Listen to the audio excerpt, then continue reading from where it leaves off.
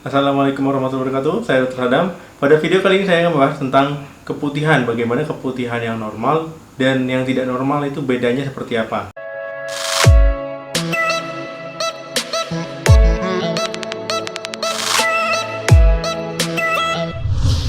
Jadi keputihan pada wanita itu ada dua jenis.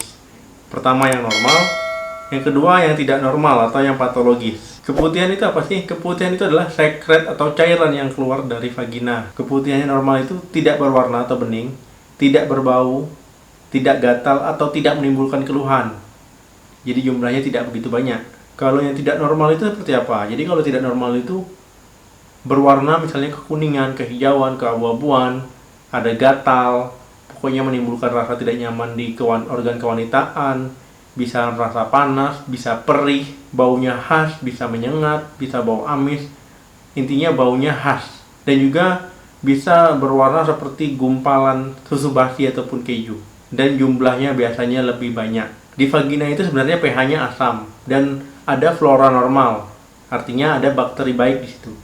Jadi kalau seandainya flora atau pH-nya berubah, itu memudahkan bakteri jahat untuk masuk sehingga terjadi infeksi. Jadi sebenarnya apabila sekret keputihannya ataupun sekret vagina sudah tidak normal, itu biasanya akibat perlawanan benda asing ataupun bakteri itu tadi. Keputihan itu disebabkan oleh apa saja? Pertanda akan menstruasi, pengaruh obat-obatan hormonal, ataupun penggunaan obat-obatan antibiotik jangka panjang, bisa dalam keadaan hamil, kemudian pada saat masa subur, atau saat berhubungan suami istri.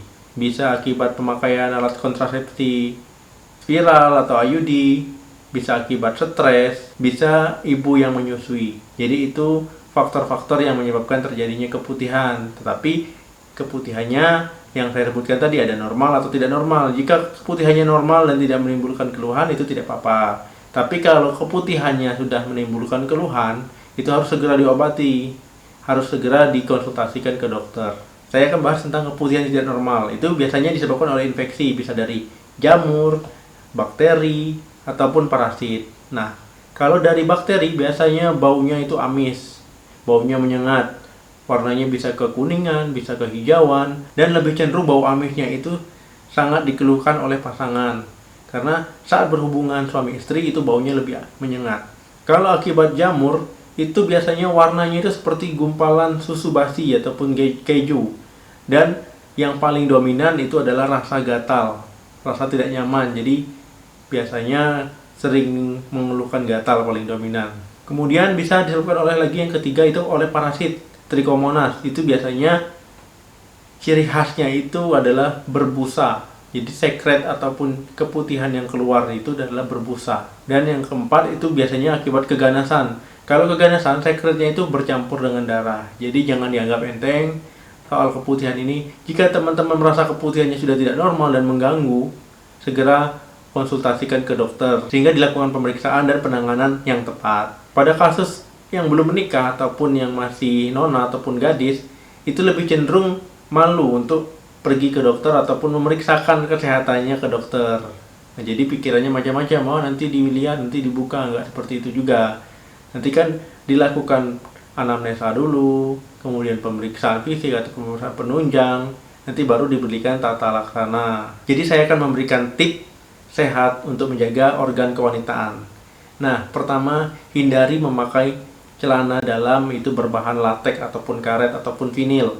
Nah, gunakanlah berbahan katun ataupun bambu. Nah, jadi menyerap keringat. Kalau bambu ini biasanya antibakteri. Jika setelah buang air kecil, jadi membersihkan yang benar itu dari depan ke belakang.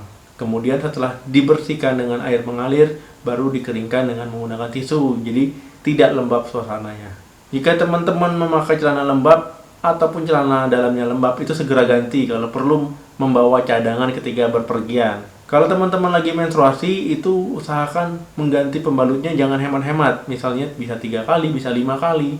Jadi harus sering-sering diganti. Jangan pakai sabun sembarangan. Misalnya teman-teman ingin membersihkan ini atau ingin bersih lah, tetapi memakai sabun yang bukan sabun khusus untuk organ kewanitaan, misalnya sabun mandi ataupun sabun apa, itu tidak boleh.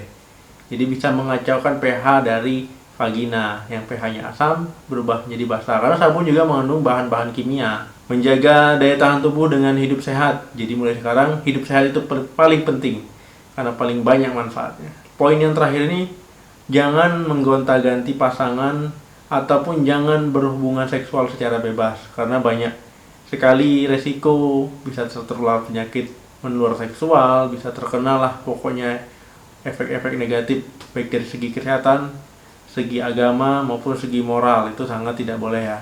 Makanan dan minuman yang baik untuk menjaga kesehatan organ kewanitaan. Nah, pertama yogurt. Yogurt itu sangat baik sekali untuk menjaga kesehatan dari vagina karena membantu menjaga pH vagina dan melawan sumber infeksi. Kemudian sayur kol, bayam, lada itu juga bagus untuk menjaga vagina supaya tidak kering. Buah-buahan yang mengandung vitamin C karena itu sangat baik untuk menjaga imun dan menjaga kesehatan tubuh kita. Buah-buahan yang mengandung vitamin C itu untuk meningkatkan daya tahan dan juga untuk membantu meningkatkan imunitas. Ubi, teh hijau, kemudian apel itu sangat baik untuk menjaga kesehatan vagina. Bawang putih. Nah, jadi teman-teman baik sekali jika mengkonsumsi bawang putih di setiap masakan yang teman-teman makan. Bawang putih ini antioksidannya tinggi, kemudian antibakteri, anti jamur, sehingga bisa melawan sumber dan pencegahan dari infeksi. Atau misalnya teman-teman bisa meminum rebusan daun sirih ataupun bisa kunyit dan madu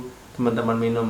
Nah, ini adalah makanan dan minuman yang sangat baik untuk menjaga organ kewanitaan. Ini adalah salah satu contoh yang teman-teman mungkin gampang mendapatkannya. Nah, saya harapkan setelah menonton video ini teman-teman tahu yang normal seperti apa dan yang tidak normal seperti apa. Nah, jika teman-teman merasa keputihan tidak normal, segera kunjungi dokter dan segera periksakan supaya mendapatkan penanganan yang tepat. Karena jika teman-teman tidak melakukan pemeriksaan atau pengobatan, ini efeknya sangat berbahaya. Bisa radang panggul, kemudian bisa infertilitas ataupun kemandulan. Yang paling bahaya ketika wanita hamil mengalami keputihan tidak diobati bisa mengalami kelahiran yang prematur.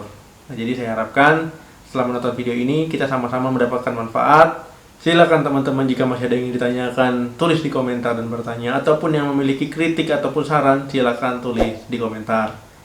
Cukup sekian, silakan subscribe channel ini. Saya akhiri. Assalamualaikum warahmatullahi wabarakatuh. Salam sehat, sampai jumpa.